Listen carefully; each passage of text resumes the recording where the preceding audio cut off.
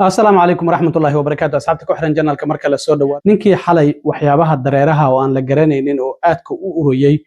كوبو في حل باند إلهان عمر حل كلن ددوينه أي كل هذا يصير ديجان كلاجا صدورته منيابوليس وقوي جدا أي مجلس الشاعي وأنا الحري هذا بقى مسؤولين فربضان وقدوميها قبل وكمدي هاي أي أرنتاسي عن باريي مدحوين ترى مركي لو يدي إنه أركي موقال كاسي muxuu ku jawaabay sidoo kale waan idinla wadaagaya madaxweyne Trump iyo maayarka ama duqa magaalada Minneapolis oo hadalla kulul baraha bulshada isku weydaarsaday Tom Haman muxuu ka yiri kulankii shalay uu la yeeshay gudoomiyaha gobolka Minnesota iyo sidoo kalena maayarka magaalada Minneapolis waan idinla wadaagaya balse marka hore soo dhawaada xalay waxaan ogeyn in xildhibaanad Ilhaan Cumar oo kulan dadweyne oo town hall ah oo dadkeeda ay kula hadlaysay deegaanka laga soo doorto ee waqooyiga magaalada Minneapolis إنن عدانا وكرسيga ugu horeeya fadhiyay inta uu soo istaagay isagoo waliba silinga ku wata waxyaabo dareere ah oo aad u urayay in uu ku buufiyay waxa nasiib wanaag ah in xildhibaanad Ilhaan Cumar waxyaabahaasi aysan wajiga ka gaarin wajiga waxa ku yaala afkii indhihii sankii marka qaybta xabadka ayaa muuqanaysa inuu inta badan uu uga buufiyay isla markiiba ilaaladeeda ayaa ninkii qabtay geesinimo ayaa Ilhaan Cumar ay muujisay oo sida muuqaalada aad ka aragteenba waxa ay ku oroday ninka dhinaciisa oo ma aysan gabanin ma aysan dhuumanin mana aysan cararin oo waxa isku dayday xitaa inay feer ku dhufato markii dambana way is celisay xitaa ilaaladeedu waxa ay ka bariyeen in kulanka ay joojiso hadalka oo ay baxdo maadaama aan la ogeyn waxyaabahan lagu boofiyay waxa ay yihiin waxana laga maqlay iyadoo dhahayso waxyaabo aad u urayaan naabkin hala isiyo waan iska tirtiraya hadalkiigana waan sii wadanaya oo diidan inay hadalkeeda joojiso waa ay ku adkaysatay Ilhaan waxayna tiri qof noocan oo kala ah imacaga jugleyn karo imana cabsin gali karo hadalkayga waan sii wadanaya hadalkeedii waa ay dhameysatay ninkiina waa la xiray iyadoo waliba markii hadalkeeda ay dhameysatay kadib la weydiiyay Ilhaan waxa ay dareemayso waxa ay tiri hadda waan wanaagsanahay laakiin waan eegi doonaa waxyaabahan waxa ay yihiin ninka waxyaabaha silingada uu ku watay ma uusan ku wada buufinin sida sawirkan aad ka aragtaan xoogaa ayaa silingada ku haray marka hadda kooxaha baaritaanka ku takhasusay waxyaabaha noocan oo kala ayaa baaraya waana la ogaan doonaa waxyaabahan waxa ay yihiin uu Ilhaan ninkan uu ku buufiyay markii uu ku buufinayay xitaa waxa uu dhahayay waa inaad iscasishaa iyadoo markaasi waxa ay ka hadlaysay in ciidamada ICE lacagaha laga jaro iyaga dhanba meesha laga saaro iyo wasiirka amniga gudaha inay iscasisho amaba Congress-ku ay xilka qaadis ay ku sameeyaan markii hadalkaasi ay tiri ayuu soo istaagay kadibna waxyaabahan uu ku buufiyay hadaba ninkan magaciisa ayaa la shaaciyay ninkan waxa la yiraahdaa Anthony James Kasmirzak ayaa la yiraahdaa waa 55 jir hadaba ninkan maxaa laga ogyahay ninkan habeennimadii xal ahayd 2 saac iyo bar in la xiray oo bilaa damaanad la'aan uu ku xiran yahay ayaa ku qoran jeelka ama xabsiga degmada Hennepin waxana lagu soo oogay in uu sameeyay weerar heerkiisu yahay midka saddexaad ayaa lagu soogay hadaba ninkan maxaan ka ognahay ninkan waxa la leeyahay horta waa nin Trump taageerayaashiisa kamid ah kulay waa nin cadaan oo cunsuriya sida ka muuqata waa 55 jir ninkan sidoo kalena in uu Trump aad u taageero xitaa waxa laga fahmay sanadkii hadda dhamaaday 2025 mar ayuu Facebook page-kiisa sawirka u saaran wuxuu ka dhigay sawirka madaxweyne Trump sidoo kalena markaasi kadib markii la dilay ninkii cadaanka ee cunsuriga ah Charlie Kirk xaaskiisa oo Erica Kirk ayuu sawirkeeda markii dambe haddana uu ku bedelay ninkan waxa ay muujinaysaa maxkamadaha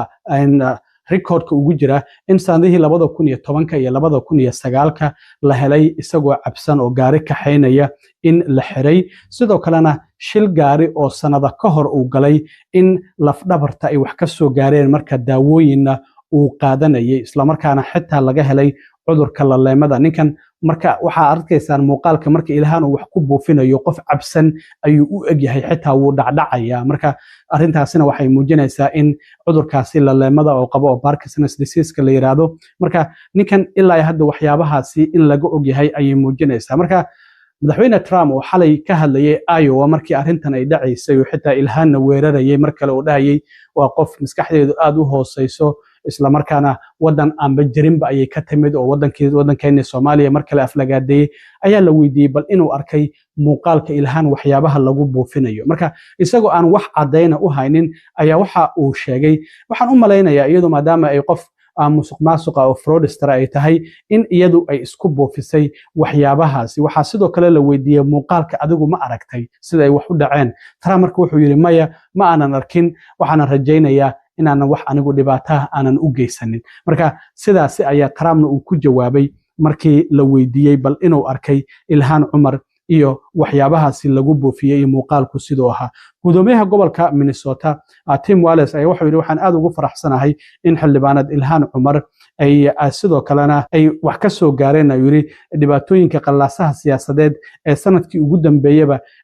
ka jiray wadanka oo ku salaysan siyaasadaha kicinta iyo weliba cadowtinimada oo hogaamiyaasha wadankeenu ay wadaan. marka waa inay si degdeg ah ay ku joogsataa ayaana loo baahan yahay ayaa sidoo kale uu yidhi. waxaa sidoo kale ka hadlay xildhibaanada ay saaxiibka yihiin oo Congress-ka ay ku wada jiraan. maalmo ayaa ka soo wareegtay ay tiri markii madaxweyne Trump iyo ku-xigeenkiisa JD Vance ay xildhibaanad Ilhan Cumar ay hadallo kala duwan ay ka sheegeen isla markaana si public ah ay u weerareen. marka haddana waxaa muuqata in la weeraray iyadoo dadkeeda la hadlayso. hadda waa ay wanaagsan tahay ayay tiri, waxaanan sidoo kale aan ka rabaa hogaamiyaasha in ay hoos u dhigaan xaaladda isla markaana miraayad ay isku fiiriyaan. xubnaha sidoo kale ka hadlay ayay ka mid ahayd xildhibaanad Alexandria Ocasio-Cortez. marka xildhibaanad Ilhan Cumar kolley waa ay wanaagsan tahay, wax dhibaato ah ma aysan ka soo gaarin waxyaabihii uu ninkaasi ku buufiyey. haddana baaritaan ayaa ku socda, ninkiina waa uu xiran yahay. dhinaca kale waxaan ognahay shalay Tom Harman in uu la kulmay oo Trump uu u soo diray gobolka Minnesota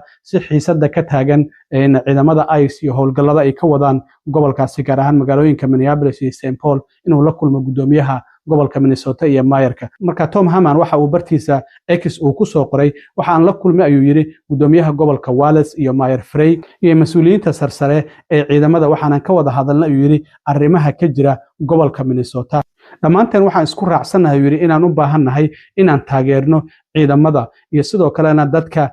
dambiilayaashaana wadooyinka aan ka qabqabanno. laakiin waxa uu sheegay inay jiraan waxyaabo fara badan oo isku raacsanayn. kulanku waxa uu ahaa kulan wax soo saar leh, waxauna ahaa bilow fiican. marka waxaan rajaynayaa ayuu yidhi inaan mustaqbalka wada iyo maalmaha soo socdaba aan yeelan doono wada hadallo kale. haddaba markaasi kadib maayarka magaalada Minneapolis markii shalay gelinkii dambe uu la kulmay ninka Trump uu soo diray gobolka Minnesota Tom Harman oo dhinaca xuduudaha iyo musaafiriinta u qaabilsanaya qoraalkan bartiisa X uu ku soo qoray duqa magaalada Minneapolis. maayarka magaalada Minneapolis waxa uu sheegay inuu u cadeeyay Tom Harman in magaalada Minneapolis aysan ka qayb qaadanaynin isla markaana aysan taageeraynin ciidamada federaalka sharciyada immigration-ka oo ay doonayaan inay fuliyaan. marka waxa uu sheegay anagu waxaan markastaba diiradda saaraynaa in aan ammaan ka dhigno wadooyinkeenna iyo weliba dadka dariskeena. wuxuu yidhi hogaamiyaasha magaaladu waxa ay sii wadi doonaan in wada hadal ay la yeeshaan mustaqbalka Tom Harman iyo weliba kooxdiisa. haddaba madaxweyne Trump ayaa arrintaasi ka soo jawaabay. marka madaxweyne Trump waxa uu bartiisa True Social ku soo qoray inuu la yaabay markii uu arkay maayarka ama duqa magaalada Minneapolis Jacob Frey oo dhahaya Minneapolis lama shaqayn doonto ciidamada federaalka ah ee immigration-ka wax ka qabanaya. marka waxa uu sheegay tani waxa ay timid kadib markii wada hadal wanaagsan aniga isaguba aan yeelanay. qof isaga u dhow ma u sheegi karaa fadlan ma u sharaxi karaa in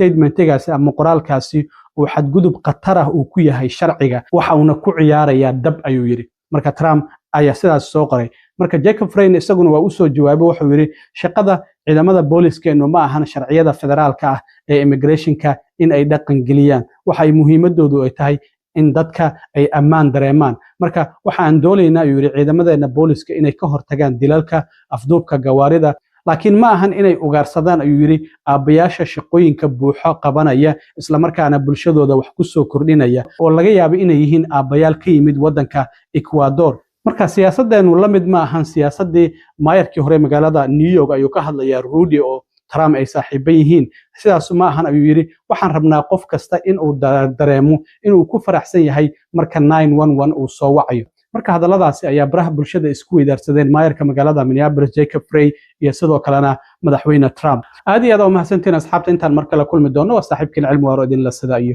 nabadgelyo.